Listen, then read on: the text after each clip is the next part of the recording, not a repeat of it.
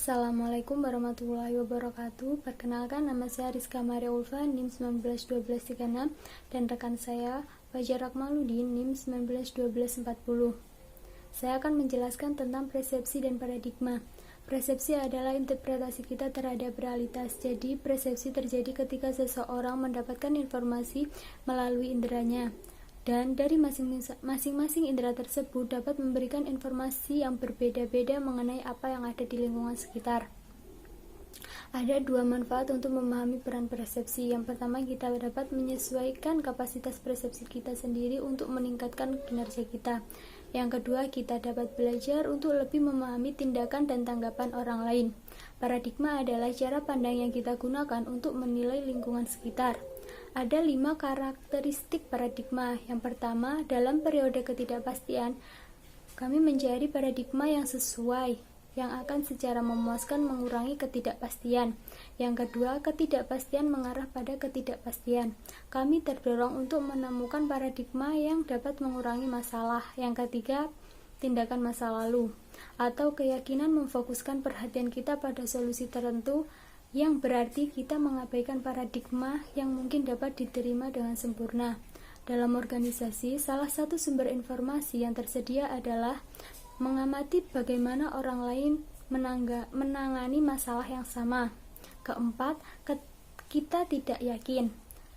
Kita meniru orang lain selama kita berada dalam kelompok yang homogen atau percaya bahwa orang lain memiliki paradigma yang lebih memadai. Yang kelima, selama paradigma yang dipilih optimal secara logis, kami terus melakukan tindakan. 3 sumber utama untuk landasan persepsi kita. Yang pertama, pengalaman masa lalu. Yang kedua, pengalaman organisasi saat ini. Yang ketiga, batasan situasi aktual. Selanjutnya akan dijelaskan oleh rekan saya. Kurang lebihnya mohon maaf. Wassalamualaikum warahmatullahi wabarakatuh.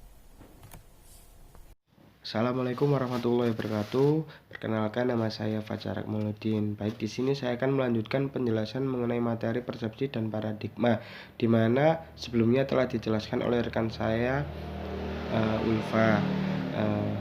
Yang pertama adalah dasar sensorik dan simbolik untuk persepsi. Konstruksi ini dikembangkan dengan menempatkan batasan yang memungkinkan kita untuk memutuskan karakteristik atau aktivitas tertentu dalam pengelompokan, sementara mengecualikan hal yang lain. Dapat saya contohkan adalah kelompok pekerja yang baik dan kelompok pekerja yang buruk, di mana persepsi ini bisa terjadi karena dipengaruhi oleh peristiwa masa lalu yang dibawa setiap orang ke dalam pekerjaan atau suatu lingkungan. Kemudian, konsekuensi akhir dari sebuah persepsi adalah kecenderungan dari realitas yang kita rasakan terhadap hasil yang terkunci, yang menghasilkan atau mengakibatkan stereotip, praduga, dan bias lainnya. Kemudian, faktor psikologis dalam persepsi. Faktor psikologis dalam persepsi ini dipengaruhi oleh 6 faktor. Yang pertama adalah sikap, stereotip, dan nubuat yang memenuhi diri sendiri. Kemudian penutupan. Kemudian ada selektivitas, konsep diri, dan yang terakhir adalah globalisasi, di mana sikap adalah predisposisi dari yang dipelajari untuk merespon hal yang tidak baik atau hal yang baik terhadap seseorang, objek, atau peristiwa yang kita alami. Kemudian ada stereotip dan nubuat yang memenuhi diri sendiri, di mana kecenderungan untuk menggabungkan semua kelompok subsistem atau sistem tertentu dalam karakteristik tertentu. Yang dapat saya contohkan adalah adanya orang yang bertato, bertindik, dan berpakaian rapi atau tidak. Hal tersebut bisa menentukan masuknya seseorang ke dalam sebuah pekerjaan pada saat mereka diinterview oleh HRD. Contohnya seperti itu. Kemudian adanya penutupan. Penutupan ini merupakan rasa yang muncul untuk kelengkapan dalam situasi tertentu. Yang di sini dapat saya contohkan adalah misalkan ada sebuah kecelakaan di mana saya menjadi saksi, di mana pihak kepolisian akan memanggil saya untuk melengkapi bukti atau menceritakan kronologis dari sebuah kecelakaan atau kejadian. Kemudian adanya selektivitas, di mana selektivitas ini adalah penafsiran pesan komunikasi menggunakan bias yang dibagi menjadi bias paparan, adanya retensi selektif, dan yang terakhir adanya kesamaan dan kesukaan, di mana bias paparan adalah bias yang memperhatikan pesan yang konsisten dengan keyakinan dan sikap yang ada. Kemudian ada retensi selektif, hanya memperhatikan pesan tertentu sesuai dengan kebutuhan bias dan sikap. Kemudian yang terakhir adalah adanya kesamaan dan kesukaan, kecenderungan melihat hal positif pada individu yang kita sukai dan negatif pada mereka yang tidak kita sukai.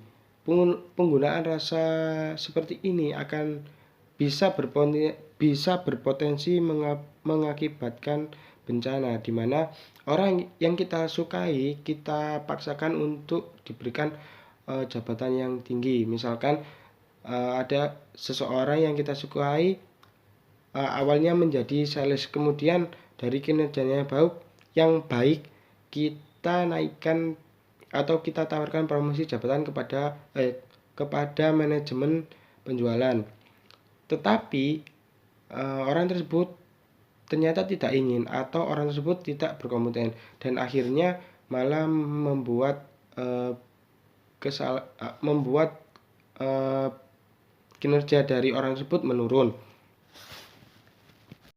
Kemudian ada konsep diri, di mana konsep diri adalah sekumpulan persepsi yang kita miliki untuk diri kita sendiri, di mana konsep diri ini adalah ada defensif dan ada suportif, di mana defensif ini adalah ketika kita diberikan evaluasi dari seseorang, maka kita akan memberikan kecenderungan mempertahankan konsep dari diri kita sendiri. Tetapi akan terjadi suportif apabila ada seseorang yang memberikan masukan-masukan yang positif terhadap diri kita sendiri, sehingga kita akan lebih bersemangat untuk melanjutkan dari konsep diri kita sendiri.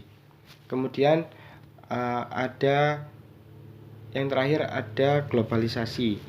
Nah, selanjutnya adalah globalisasi. Globalisasi sendiri ini dibagi menjadi 5 jenis. Yang pertama adanya budaya individualisme, kemudian adanya jarak kekuasaan yang tinggi, kemudian ada maskulinitas dan feminitas, kemudian adanya konteks budaya, dan yang terakhir adanya kendala peran organisasi.